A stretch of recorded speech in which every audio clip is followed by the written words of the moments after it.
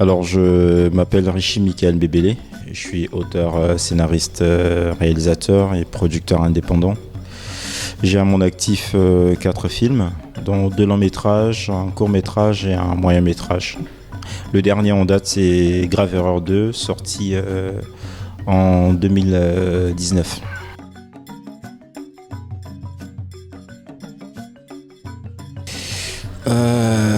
Un passionné, quelqu'un qui aime éperdument le cinéma et qui ferait tout pour vivre du cinéma et qui se bat énormément aussi pour contribuer au rayonnement du Congo à travers le cinéma. Quelqu'un de passionné, quoi, quelqu'un qui aime ses potes, qui aime le cinéma et qui aime toutes les personnes qui travaillent dans le cinéma.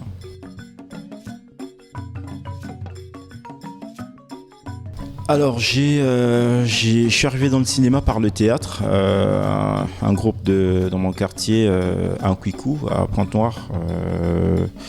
J'ai accompagné un ami qui faisait du théâtre et une fois, donc, je me suis intéressé, parce qu'après chaque séance de répétition, il y avait une espèce de séance de questions-réponses pour faire le point sur la répétition et tout ça. Et donc, c'est à ce moment-là que j'ai commencé à proposer des idées qui se trouvaient être de belles propositions. Et le responsable du groupe, à ce moment-là, avait trouvé que j'avais certaines compétences par rapport aux idées que je proposais. Donc, j'ai été invité à revenir plusieurs fois et c'est comme ça, de fil en aiguille, j'ai commencé à m'intéresser au cinéma. Et quand j'ai vraiment compris que c'était là un domaine dans lequel j'allais faire carrière, parce que ça se passe en 2006 quand même, mais je me suis pas tout de suite lancé. J'ai pris 7 ans à travailler, et c'est finalement en 2012 que j'ai organisé par rapport aux compétences, enfin par rapport aux informations, aux formations que j'avais suivies en autodidacte. J'ai monté un petit club que j'appelais Afro Cinéfilm, et c'est à travers ce club-là que j'ai recruter des acteurs, enfin des personnes qui étaient prédisposées à devenir acteurs, et j'ai donné une formation qui avait duré 18 mois, et à l'issue donc de cette formation, j'ai fait mon premier film qui était un moyen métrage, Subtile Manipulation, et là-dedans on retrouve des acteurs comme Michael Tamsi, Marius Mavungu, Jansen Massamba, Anthony Lolo et Castine Mwindou. Enfin, tout est parti de là.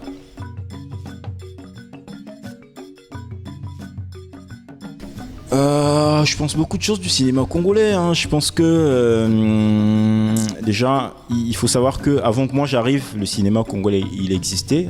On avait des aînés, j'ai des aînés qui pendant plusieurs années ont travaillé à faire connaître le cinéma. La différence entre moi et ces aînés-là, c'est que leurs films, pour la plupart du temps, étaient destinés à un public extérieur au Congo. Donc c'était des films qui tournaient plus en festival, qui étaient moins vus au Congo. Et moi, quand je suis arrivé, j'ai voulu vraiment m'adresser directement au public congolais. Et c'est pourquoi, quand j'ai fait Subtile Manipulation, je l'ai montré, je suis allé le présenter dans une salle à Sueco en 2013, et ensuite je l'ai édité en DVD. Et je me rappelle qu'on avait on a présenté ça au Grand Marché, enfin on a exposé ça au Grand Marché en 2014, le 8 mars, je n'oublierai jamais cette date-là, le 8 mars 2014, c'était super, et après on allait le vendre à Dolisie, à Nkaï, et tout est parti de là jusqu'à ce que je fasse Grave Erreur 1 et tous les autres films après. Et donc je pense que le cinéma congolais, progressivement, il est en train de recouvrer sa santé d'autrefois, à l'époque de Sébastien Kamba et Jean-Michel Tshisoukou. Et beaucoup reste encore à faire, c'est vrai, mais pour le peu qu'on a déjà fait, je pense qu'aujourd'hui on peut être relativement fier de ce petit parcours-là, parce qu'il dessine là un portrait qui nous permet de croire que demain sera meilleur. Absolument, moi dans ma tête il y a que des films, il y a que des scénarios avec des idées. J'aimerais tellement que l'univers, l'aspect économique autour du cinéma s'organise très rapidement pour que chaque année, par exemple, je propose un film. Je peux proposer en tout cas chaque année un film, mais compte tenu du contexte économique, je peux pas me le permettre parce que bon, on a encore des problèmes de financement. Personnellement, j'ai encore quelques problèmes de financement. Et ça fait que je dois sortir un film tous les 2-3 ans. Moi, ça me lasse un peu. J'ai envie de sortir des films. Chaque mois d'août, j'ai envie de sortir un film parce que j'ai plein de scénarios déjà écrits. Mais en même temps, il faut respecter la loi de l'évolution. Je cours pas, je suis patient et je sais que d'ici là, la situation va changer. Je commencerai à sortir mes films comme je le souhaite.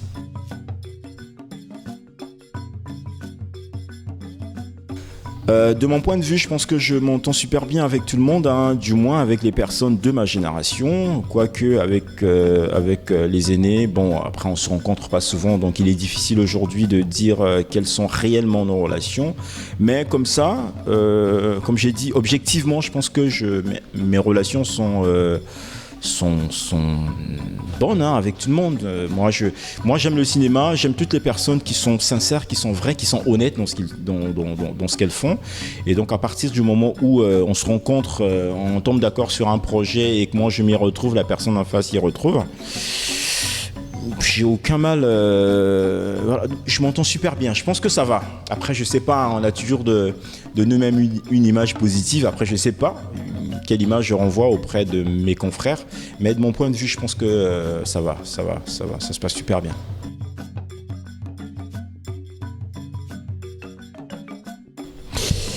Oui, beaucoup. En ce moment, je me prépare. Je suis en train de préparer mon 3e long métrage qui va être en fait mon premier film, parce que je considère mes précédents films comme des films d'entraînement. Hein. Vu comment j'ai travaillé ces films-là, je considère que c'était des films d'entraînement, parce que moi, je rappelle, j'aime bien le dire, j'ai tout appris en autodidacte, donc il fallait bien tester tout ce que j'avais dans mon esprit. Il fallait le tester à travers des films, montrer à un public, voir comment le public allait réagir. Et jusqu'ici, ça s'est super bien passé, ça s'est passé très bien. Et maintenant, je prépare mon 3e long métrage qui va être mon premier film, compte tenu du contexte dans lequel je suis en train de le préparer. Et je pense que c'est un film qui va faire beaucoup de bien au cinéma congolais, qui va faire beaucoup de bien au public qui croit en nous. Et ouais, c'est une expérience que j'ai hâte de partager avec le public congolais.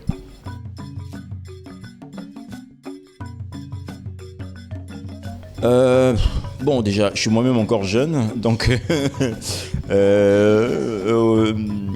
il y a beaucoup à dire. Après, je pense qu'il faut être patient. Le cinéma, comme tous les autres arts d'ailleurs, ça demande beaucoup de patience, beaucoup de détermination, mais surtout bien identifier ses talents. Parce qu'il m'arrive parfois de voir des gens qui feraient plus de belles choses en tant qu'acteurs, mais qui préfèrent se lancer par exemple dans l'écriture de scénario, qui est un domaine très très complexe, beaucoup plus complexe en tout cas que celui du métier d'acteur, et qui vont aller se lancer dans la réalisation. Je pense que il faut vraiment identifier ses talents, travailler sur ses talents, se fixer des objectifs clairs et travailler à leur réalisation. Et il n'y a que de cette façon-là, juste en respectant bien entendu aussi le processus d'évolution, en sachant qu'on ne peut pas, quand on est à 1, avant d'arriver à 5, on va nécessairement passer par 2, 3 et 4. Et il ne faut pas partir de 1 pour tomber directement sur le chiffre 5, parce qu'après, tu n'auras pas compris à quoi sert le 2, le 3 et le 4. Et quand la nature, parce que la nature a aussi le rôle de faire en sorte qu'on comprenne comment fonctionne la vie. Donc tu peux te retrouver dans une situation où la nature va faire en sorte que tu comprennes d'abord à quoi sert le 2, le 3 et le 4 pour arriver ensuite au chiffre 5. Donc je pense qu'il faut apprendre, il faut se former. Le cinéma est un métier très complexe. C'est un peu comme le droit, c'est un peu comme l'aviation. C'est beaucoup de choses qu'il faut maîtriser. En apparence, hein, tu as l'impression que c'est juste une caméra qu'on pose, mais quand bien même en posant une caméra, il faut choisir un bon angle, il faut trouver une belle composition, il faut il faut choisir une bonne valeur par rapport à ce qui est en train d'être dit ou montré. Et tout cela demande, je pense, des années de travail, d'expérience. Il ne faut pas tout de suite se jeter en besogne parce que, bon, on a été félicité par les amis. Vous savez, les amis ont pour rôle de toujours soutenir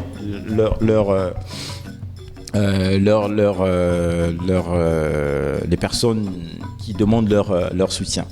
Mais il faut avoir une honnêteté intellectuelle, il faut savoir se remettre en question, il faut savoir s'évaluer soi-même, se dire avec honnêteté, reconnaître avec honnêteté le niveau qu'on a et pour aller chercher ce qui manque afin d'atteindre le niveau qui permettrait de faire des films qu'on pourrait ensuite aller proposer à un public qui va, je le rappelle quand même, débourser de l'argent pour aller le regarder.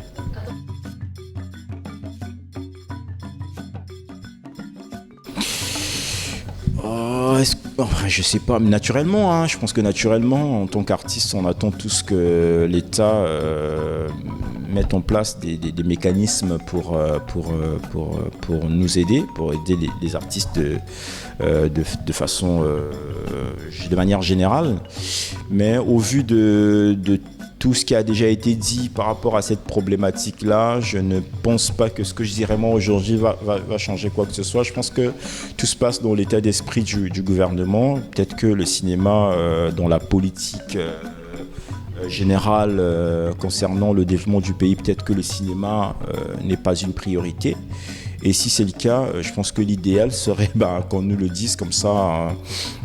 On va arrêter de dire ce qui ne nous apportera rien, parce que plus on le dit, et finalement j'ai bien peur qu'en fin de compte on se retrouve dans un univers conflictuel entre l'État et les artistes, ce qui ne va pas arranger ni les artistes, encore moins l'État.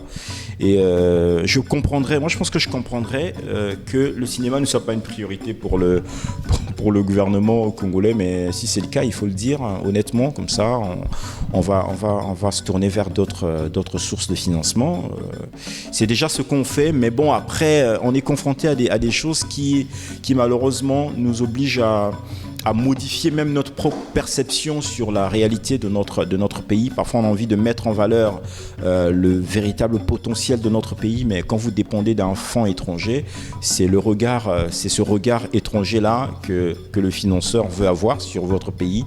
Donc, vous êtes obligé de l'accepter parce que vous avez besoin d'argent. Mais si le Congo créait son propre fonds de soutien, le Congo pourrait dire, mettez en valeur le tourisme, parler de tel axe, ce serait plus, et moi je serais très emballé de parler positivement de mon pays, parce que je rappelle que la plupart du temps, quand on fait des films, surtout ceux qui sont financés par des fonds extérieurs, mais on dit pas toute la vérité. On modifie notre propre perception, comme je l'ai dit, sur la réalité, alors qu'aujourd'hui on a beaucoup de choses à dire, on a de belles choses, on voit une progression dans le pays qu'on voudrait bien signaler dans nos films. Mais quand on n'est pas soutenu, déjà qu'on fait avec les moyens du bord, donc on est obligé de modifier pas mal de choses pour avoir nos films qui est finalement destiné à un public qui va débourser son argent. Donc il faut qu'on s'accorde finalement aux attentes du public, alors un artiste devrait avant tout satisfaire l'esprit du pays, les attentes même du pays, mais aujourd'hui on est obligé de travailler selon le public, selon les financeurs extérieurs, et ça c'est très moi je dis que c'est relativement pénible pour nous en tant qu'artistes.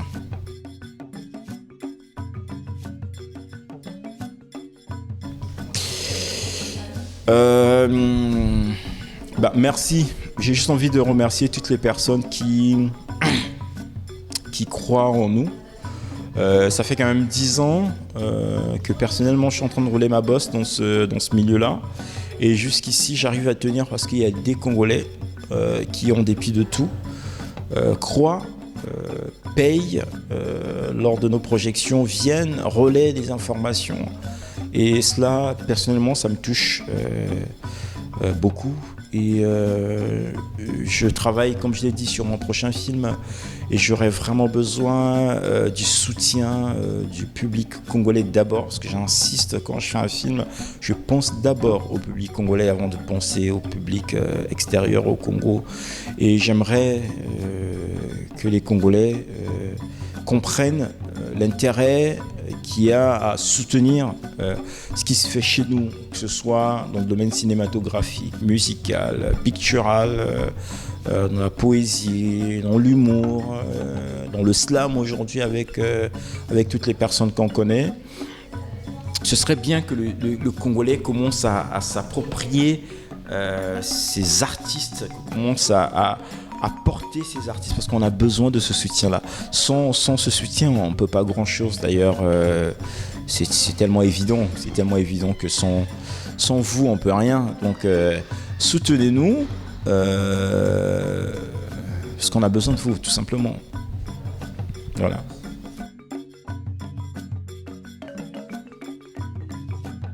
Alors, culture.cg, honnêtement, quand j'ai entendu parler de ça, je me suis dit qu'est-ce que c'est que ça encore dans l'univers médiatique congolais. Mais après, je pense que c'est l'une des plus belles choses qui arrive aux artistes, parce que c'est un média exclusivement dédié à la culture, ce qui n'existait pas jusque-là. Et donc, je tiens à féliciter les personnes qui sont derrière ce média, enfin derrière cette web TV, parce que je crois savoir que ça sera, les diffusions se font exclusivement sur le net. Donc, félicitations à vous. C'est vrai que c'est dur dans le contexte congolais. Une telle idée avec tout ce que ça comporte comme contrainte, je sais que ça peut être facile, mais je vous prie d'y croire, de travailler dur. Et nous, on sera là. Moi, personnellement, je serai là en tout cas pour vous donner le contenu lié à ma modeste personne et aussi à ma petite carrière. Et donc, j'espère que vous allez continuer, hein, vous n'allez pas vous arrêter, parce que au regard de ce que vous faites, ce serait dommage que vous mettiez la clé sous la porte. Merci.